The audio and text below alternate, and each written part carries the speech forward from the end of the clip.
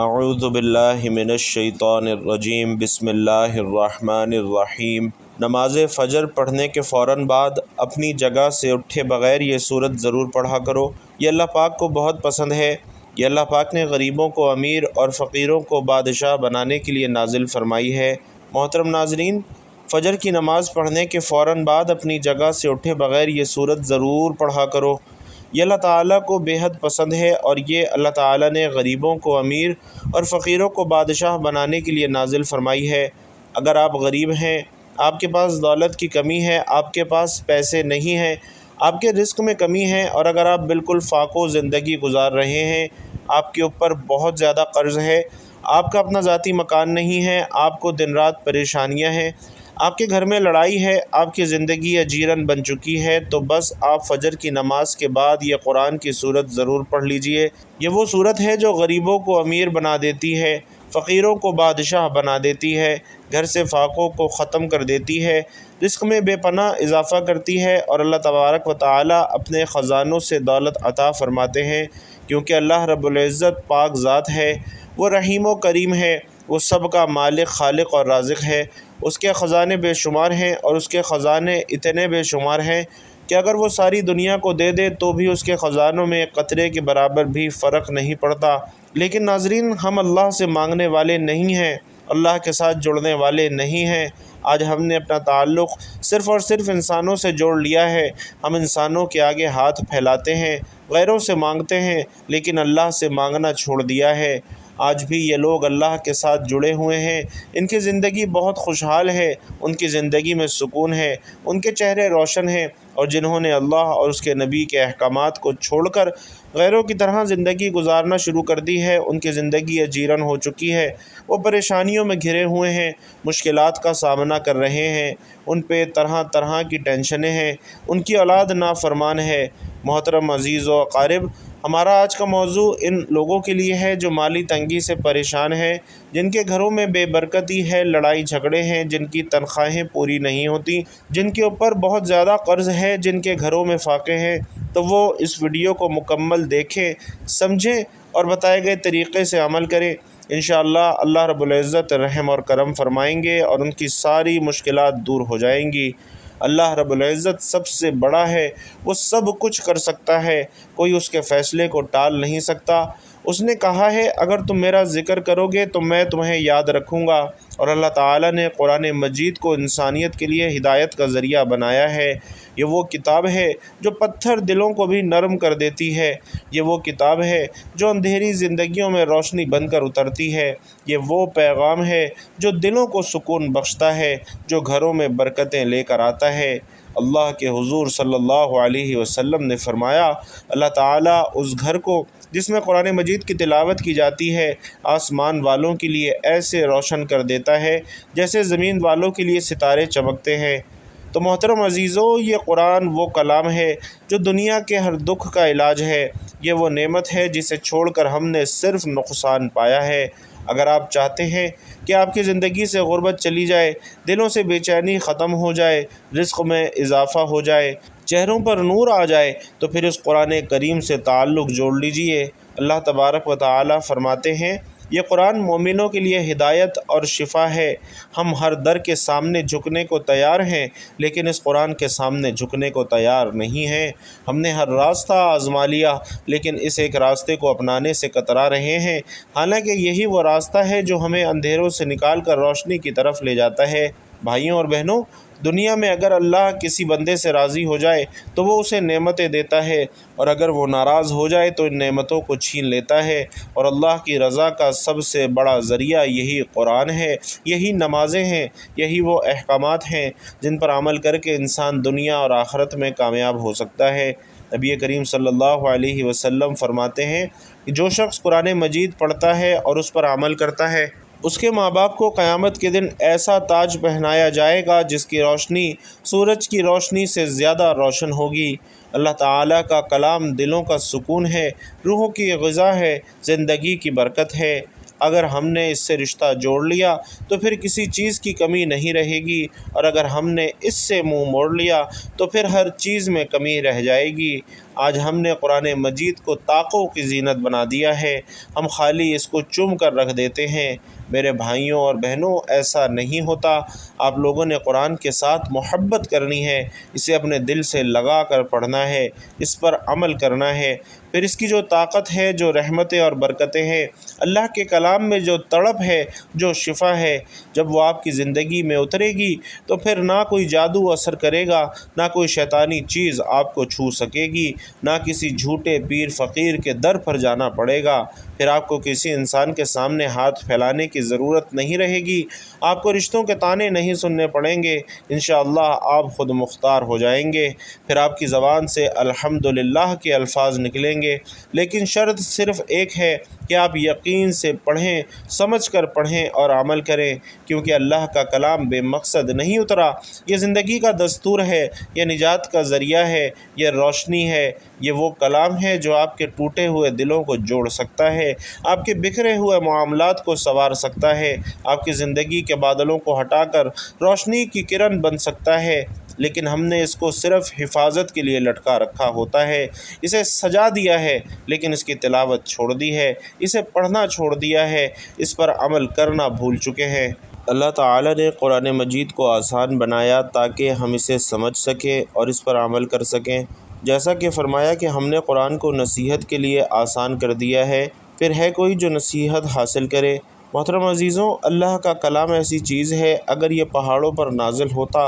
تو وہ بھی جھک جاتے، ٹکڑے ٹکڑے ہو جاتے، لیکن ہم پر نازل ہوا اور ہم نے اسے نظر انداز کر دیا، ہم نے اس کی قدر نہیں کی۔ اللہ نے قرآن میں فرمایا کہ اگر یہ قرآن کسی پہاڑ پر نازل کرتے تو دیکھتا کہ وہ اللہ کے خوف سے پڑ جاتا۔ یہ کوئی معمولی بات نہیں ہے، یہ وہ کلام ہے جو دلوں کو بدل دیتا ہے، جو راستے دکھاتا ہے، جو زندگی کے اندھیروں میں چراغ بن جاتا ہے۔ لیکن ہم نے اپنی پریشانیوں کا حل ٹی وی چینل سے اور انٹرنیٹ کے جادوئی نسخوں سے لینا شروع کر دیا ہے،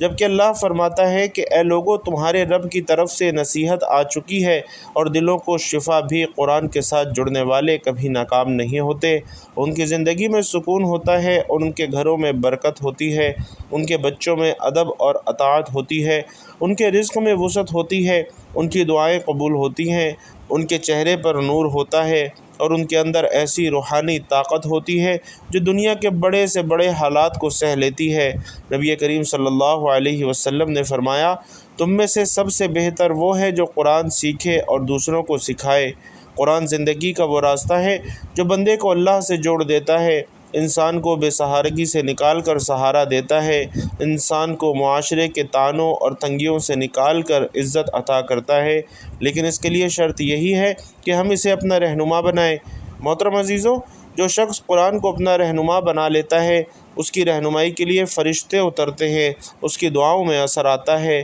اس کے ہر کلمے میں برکت آتی ہے، اس کے ہاتھ میں اللہ کی مدد ہوتی ہے، اس کے راستے اللہ آسان کر دیتا ہے، اس کے دشمن ناکام ہو جاتے ہیں اور اس پر اللہ کی رحمتوں کا نزول ہوتا ہے۔ لیکن جو قرآن مجید سے منہ موڑ لیتا ہے، اللہ اس پر دنیا تنگ کر دیتا ہے، جیسا کہ فرمایا، اور جو میرے ذکر سے منہ موڑے گا اس کی زندگی تنگ کر دی جائے گی۔ ناظرین، ہم نے اپنے گھروں میں ہر طرح کے طریقے اپنا لیے ہیں لیکن سکون نہیں ملتا، ہم نے وظیفے کیے لیکن دل مطمئن نہیں ہوتا، ہم نے دعا مانگی لیکن یقین کیے بغیر، اور پھر کہتے ہیں کہ دعا تو قبول نہیں ہوتی، حالانکہ قرآن وہ چیز ہے جو خود اللہ نے رحمت قرار دی ہے، اور اس کا پڑھنا ہی دعا ہے، اس کا پڑھنا ہی وظیفہ ہے، اس کا پڑھنا ہی شفا ہے، اور اس کا سمجھ کر پڑھنا بندے کو اللہ کے قریب کر دیتا ہے۔ اللہ تعالیٰ فرماتے ہیں، یہ قرآن ایک بابرکت کتاب ہے جسے ہم نے آپ کی طرف نازل کیا تاکہ لوگ اس کی آیات پر غور کریں اور عقل مند لوگ نصیحت حاصل کریں۔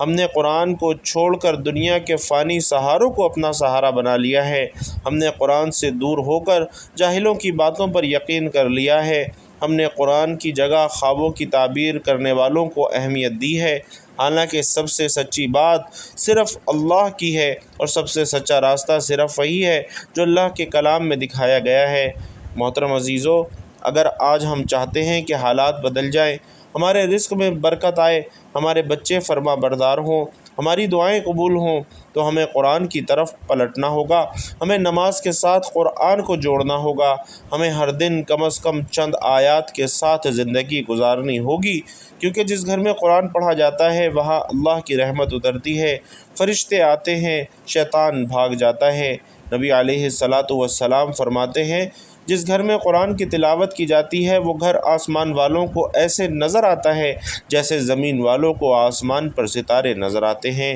آج ہمیں قرآن سے محبت پیدا کرنی ہے، ہمیں اسے اپنی روح کی غذا بنانا ہے، ہمیں اسے فقط شادی بیاہ کے موقع پر پڑھنے والی کتاب نہیں بنانا بلکہ روزمرہ کی زندگی میں عمل کا ذریعہ بنانا ہے۔ جب ہم قرآن کو سمجھ کر پڑھیں گے، اس کی آیات پر غور کریں گے، اس کے معانی کو دل سے محسوس کریں گے تو پھر ہماری آنکھوں سے آنسو نہیں، ہمارے دل نرم ہوں گے، ہماری زندگی کے فیصلے بدل جائیں گے اور ہماری دعائیں قبول ہونا شروع ہو جائیں گی، کیونکہ یہ اللہ کا وعدہ ہے کہ جو میرے ساتھ جڑتا ہے میں اس کے ساتھ ہوتا ہوں۔ میرے بھائیوں اور بہنوں، جس کے ساتھ اللہ ہو جائے پھر اسے دنیا کی کسی اور طاقت کی ضرورت باقی نہیں رہتی۔ جس کے ساتھ اللہ کا کرم ہو جائے وہ خود مختار ہو جاتا ہے، اس کے چہرے پر نور ہوتا ہے، اس کے رزق میں برکت ہوتی ہے، اس کی دعائیں قبول ہوتی ہیں اور اس کے دل کو ایسا سکون ملتا ہے جو دنیا کے خزانے بھی نہیں دے سکتے، کیونکہ اللہ سب کچھ عطا کرنے والا ہے۔ وہ چاہے تو ایک پل میں غریب کو امیر بنا دے، فقیروں کو بادشاہ بنا دے، وہ سب کچھ کر سکتا ہے، کیونکہ وہی خالق ہے، وہی رازق ہے، وہی مشکل کشا ہے، وہی سب کا سہارا ہے، وہی سب کا مالک ہے۔ محترم عزیزوں، قرآن پاک ایک ایسی عظیم کتاب ہے جسے صرف پڑھنے کے لیے نہیں اتارا گیا بلکہ اس پر عمل کرنے کے لیے اسے نازل کیا گیا ہے، لیکن آج ہم نے قرآن کو صرف طاقوں کی زینت بنا دیا ہے۔ ہم اسے چوم کر رکھ دیتے ہیں لیکن پڑھتے نہیں ہیں، سمجھتے نہیں ہیں، اس پر عمل نہیں کرتے۔ حالانکہ اگر قرآن سے جڑ جائیں، اس کو دل سے پڑھیں، اس پر عمل کریں تو ہماری زندگی کی ہر الجھن سلجھ سکتی ہے، ہمارے ہر مسئلے کا حل مل سکتا ہے، ہماری ہر دعا قبول ہو سکتی ہے، کیونکہ اللہ نے خود فرمایا ہے کہ یہ کتاب جس میں کوئی شک نہیں ہے، یہ ہدایت ہے ان لوگوں کے لیے جو تقوی اختیار کرتے ہیں۔ جو شخص قرآن سے محبت کرتا ہے وہ دراصل اللہ سے محبت کرتا ہے۔ جو شخص قرآن کو اپناتا ہے وہ اللہ کے قریب ہو جاتا ہے، اور جو اللہ کے قریب ہو جاتا ہے پھر اس پر کوئی جادو جنات اثر نہیں کرتا، پھر اسے کسی جھوٹے پیر فقیر کے در پر نہیں جانا پڑتا، پھر وہ اپنے رب سے مانگتا ہے اور رب اسے وہ سب کچھ عطا کرتا ہے جو اس کی سوچ سے بھی باہر ہوتا ہے۔ لیکن بھائیوں اور بہنوں، شرط صرف ایک ہے کہ اس پر پوری یقین کے ساتھ عمل کیا جائے۔ آج ہم جس وقت کی بات کر رہے ہیں وہ دن کا عظیم وقت ہے جس کی قسم خود اللہ نے قرآن مجید میں کھائی ہے، اور وہ وقت ہے فجر کا وقت۔ ناظرین، یہ وہ گھڑیاں ہیں جب اللہ کے خزانے رحمت کے دروازے کھولے جاتے ہیں۔ یہ وہ وقت ہے جب اگر کوئی بندہ سجدے میں ہو یا دعا میں ہو یا تلاوت قرآن میں مشغول ہو تو اس کی روحانیت ایسی بلند ہوتی ہے کہ اللہ اس کو خاص نوازتا ہے، کیونکہ وہ فرشتے اس کے اعمال کو گواہی کے ساتھ پیش کرتے ہیں۔ یہ وہ وقت ہے جب شیطان پوری کوشش کرتا ہے کہ انسان غافل ہو جائے، کیونکہ وہ جانتا ہے کہ اگر بندہ اس وقت عبادت میں مشغول ہو گیا تو اللہ کی خاص رحمت اس پر نازل ہوگی۔ یہی وجہ ہے کہ فجر کی نماز کو وقت پر ادا کرنا ہر مومن کے لیے بہت ضروری ہے۔ یہ وہ وقت ہے جب روزی کے دروازے بند نہیں بلکہ کھلے ہوتے ہیں۔ جب اللہ کے بندے اگر اخلاص سے پکاریں تو آسمان کی برکتیں زمین پر اترتی ہیں۔ جب غربت اور پریشانی کے بادل چھٹ جاتے ہیں، اگر اس وقت کو ضائع نہ کیا جائے، اسی لیے صالحین اور فجر کے وقت کو کبھی خالی نہیں جانے دیتے، اور وہ اس وقت قرآن کی تلاوت کرتے ہیں، وہ اس وقت اللہ سے مانگتے ہیں، کیونکہ وہ جانتے ہیں کہ یہ وقت دروازہ ہے اللہ کی رحمت کا۔ جب بندہ فجر کے وقت وضو کرتا ہے، نماز پڑھتا ہے، پھر کچھ دیر وہیں بیٹھ کر اللہ کے کلام کی تلاوت کرتا ہے یا اس کے کسی ایک حکم پر عمل کرتا ہے تو وہ وقت اس کے لیے خیر و برکت کا ذریعہ بن جاتا ہے۔ اس کا دل نرم ہو جاتا ہے، اس کی آنکھوں سے آنسو نکل پڑتے ہیں، اس کی زبان پر دعائیں رواں ہو جاتی ہیں، اور اس کے دل سے وہ یقین پیدا ہوتا ہے جو اللہ کے قریب لے جاتا ہے۔ اور یہی وجہ ہے کہ جب انسان فجر کے وقت اللہ کے کلام سے جڑتا ہے تو اللہ اس کے لیے آسانیاں پیدا فرما دیتا ہے، وہ رزق میں اضافہ دیکھتا ہے، وہ بے سکونی کے بجائے سکون محسوس کرتا ہے، اس کے گھر کا ماحول بدل جاتا ہے، اس کے بچے نیک بننے لگتے ہیں، کیونکہ اس نے اس وقت کو ضائع نہیں کیا بلکہ اللہ کے ذکر میں لگا دیا۔ اور یہی وقت ہے جب ایک عظیم عمل اگر روزانہ کیا جائے تو اس کے وہ نتائج سامنے آتے ہیں جس پر انسان کو حیرت ہوتی ہے۔ اگر ایک چھوٹی سی سورت اس وقت میں پڑھ لی جائے تو وہ غریبوں کو امیر کر دیتی ہے، تنگ دستی کو کشادگی میں بدل دیتی ہے، بدحالی کو خوشحالی میں بدل دیتی ہے۔ لیکن یہ سب بتانے سے پہلے ہمیں اس وقت کی فضیلت کو پوری طرح سمجھنا ہوگا، تاکہ ہم جس عمل کی طرف بڑھ رہے ہیں اس پر ہمارا دل بھی تیار ہو، ہمارا یقین بھی مضبوط ہو، اور یہی ہمارا آج کا سفر ہے، یہی ہمارا آج کا مقصد ہے کہ ہم خود کو اس وقت کے مطابق ڈھالیں، اس وقت کی عظمت کو پہچانیں اور اس کے اندر وہ عمل کریں جو اللہ کو سب سے زیادہ پسند ہے، تاکہ ہمارے گھر بھی روشن ہوں، ہمارے دل بھی مطمئن ہوں اور ہمارا رزق بھی بڑھتا چلا جائے۔ تو بھائیوں اور بہنوں، اب ہم اس بابرکت صورت کے بارے میں جانتے ہیں جو غریبوں کو امیر بنا دیتی ہے، فقیروں کو بادشاہ بنا دیتی ہے، قرض داروں کے قرض ختم کر دیتی ہے، بے اولادوں کو اولاد عطا ہوتی ہے، بے گھروں کو گھر نصیب ہوتے ہیں، اور جو دل ٹوٹے ہوتے ہیں انہیں جوڑ دیا جاتا ہے۔ یہ وہ عمل ہے جو انسان کی زندگی کو بدل دیتا ہے، لیکن شرط صرف ایک ہے کہ اسے خلوص اور یقین کے ساتھ کیا جائے، مسلسل کیا جائے تو اللہ پاک ضرور نوازتا ہے۔ سب سے پہلے آپ نے جو ہی نماز فجر ادا کرنی ہے، آپ نے اسی نماز خشوع و خضوع کے ساتھ دل لگا کر ادا کرنی ہے۔ میری مائیں اور بہنیں جو گھروں میں ہیں وہ وہیں گھر کے کسی پاک صاف کونے میں نماز ادا کریں، اور میرے بھائی بزرگ مسجد میں جماعت کے ساتھ نماز پڑھیں۔ نماز کے فوراً بعد آپ نے مصلی پر ہی بیٹھے رہنا ہے اور اپنی آنکھیں بند کر لینی ہیں، اور ذہن صرف اور صرف اللہ کی طرف لگانا ہے، اپنے ارد گرد کے خیالات کو روکنا ہے اور پورے دھیان اور توجہ سے یہ روحانی عمل شروع کرنا ہے۔ پہلا کام یہ کرنا ہے کہ نبی کریم صلی اللہ علیہ وسلم پر درود و سلام کا تحفہ پیش کرنا ہے۔ اس کے لیے آپ نے درود ابراہیمی یعنی نماز والا درود پڑھنا ہے جو سب سے زیادہ افضل ہے، جو ہمارے نبی کو بھی سب سے زیادہ پسند ہے۔ اسے آپ نے 3 بار پڑھنا ہے، آنکھیں بند رکھتے ہوئے، اور دل میں نبی علیہ السلام کے روضہ مبارک کا تصور کرتے ہوئے جیسے ہی آپ اس کے سامنے کھڑے ہیں۔ ایک مرتبہ ثواب اور خیر و برکت کی نیت سے میرے ساتھ بھی درود ابراہیمی پڑھ لیجئے۔ اللہم صلی علی محمد وعلی آل محمد کما صلیت علی ابراہیم وعلی آل ابراہیم انک حمید مجید۔ اللہم بارک علی محمد وعلی آل محمد کما بارکت علی ابراہیم وعلی آل ابراہیم انک حمید مجید۔ پھر آپ نے اللہ کریم کے 2 خاص نام پڑھنے ہیں، یا غنی یا فتاح۔ ان دونوں ناموں کو ملا کر ایک ساتھ پڑھنا ہے، اور یہ دونوں نام آپ نے 7 مرتبہ پڑھنے ہیں۔ جو بندہ اللہ کی یہ 2 عظیم نام 7 بار پڑھ لیتا ہے، اللہ اس کے لیے آسانیاں پیدا فرماتے ہیں، وہ رزق کے دروازے کھول دیتے ہیں، اس کی تنگ دستی دور کر دیتے ہیں، غیبی مدد اس کے لیے نازل کرتے ہیں، اور اس کے دل کو اطمینان عطا فرماتے ہیں، کیونکہ اللہ فتاح ہے یعنی دروازے کھولنے والا ہے، اور اللہ غنی ہے یعنی سب سے بے نیاز دینے والا ہے۔ اس کے فوراً بعد آپ نے ایک چھوٹی سی لیکن عظیم تسبیح پڑھنی ہے، اور وہ ہے تیسرا کلمہ، یعنی سبحان اللہ والحمد للہ ولا الہ الا اللہ واللہ اکبر۔ آپ نے اس کلمے کو 11 بار پڑھنا ہے۔ اس عظیم کلمے کی فضیلت بہت زیادہ ہے، اس میں اللہ کی پاکی ہے، اللہ کا شکر ہے، اس کی توحید ہے، بڑائی ہے۔ یہ وہ کلمہ ہے جو گناہوں کو مٹا دیتا ہے، دل کو نور سے بھر دیتا ہے، اور نبی کریم صلی اللہ علیہ وسلم نے فرمایا کہ جو شخص اس کلمے کو کثرت سے پڑھتا ہے اس کے لیے جنت میں ایک درخت لگا دیا جاتا ہے۔ اب آپ کا دل اللہ کی طرف متوجہ ہو چکا ہے، آپ روحانی طور پر مکمل تیار ہیں، تو اب آپ نے وہ بابرکت صورت پڑھنی ہے جو اس پورے عمل کا مرکز ہے۔ وہ سورۃ الکوثر ہے۔ آپ نے سورۃ الکوثر کو 21 بار پڑھنا ہے، اور ہر بار بسم اللہ الرحمن الرحیم کے ساتھ پڑھنا ہے۔ بسم اللہ الرحمن الرحیم، انا اعطیناک الکوثر فصل لربک وانحر ان شانئک ھو الابتر۔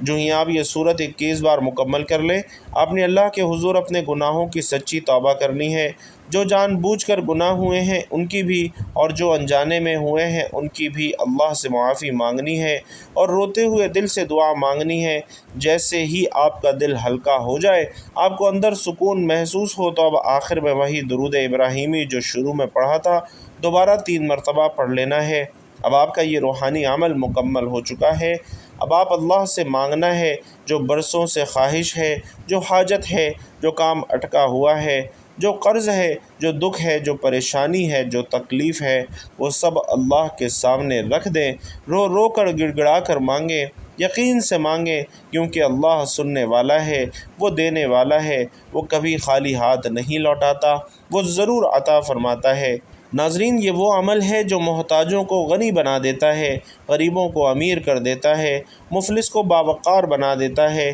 یہ وہ عمل ہے جو اللہ کے نام سے شروع ہوتا ہے، نبی پاک پر درود سے سجتا ہے، اور قرآن کی سب سے عظیم سورت پر ختم ہوتا ہے۔ اس عمل کے ذریعے وہ لوگ جن کے دلوں میں مایوسی ہے وہ امید سے بھر جاتے ہیں، جن کے گھروں میں اندھیرے ہیں وہاں روشنی آ جاتی ہے، جو دعائیں قبول نہیں ہو رہی ہوتی وہ قبول ہونے لگتی ہیں۔ یہ عمل صرف دولت کا ذریعہ نہیں بلکہ اللہ سے قرب کا ذریعہ ہے۔ محترم بھائیوں اور بہنوں، اللہ تبارک و تعالی سے دعا ہے کہ ہم سب کو نیک اعمال کرنے کی توفیق عطا فرمائے۔ میرا سنانا اور آپ کا سننا اپنی بارگاہ میں قبول و منظور فرمائے، آمین یا رب العالمین۔ بھائیوں اور بہنوں، آخر میں آپ سے گزارش ہے کہ اپنے رزق میں وسعت، برکت اور کشادگی کے لیے اللہ تعالیٰ کا انتہائی طاقتور نام یا غنیّ کمنٹ باکس میں ضرور لکھتے جائیے گا۔ اللہ تبارک و تعالی آپ سب کا حامی و ناصر ہو، آمین یا رب العالمین۔